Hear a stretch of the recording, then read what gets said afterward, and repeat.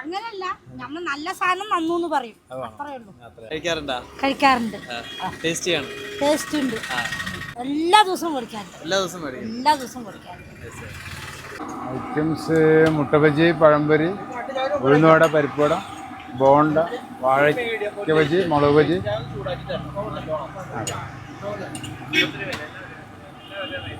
എല്ലാം ഒരേ റേറ്റാണ്, 10 രൂപ.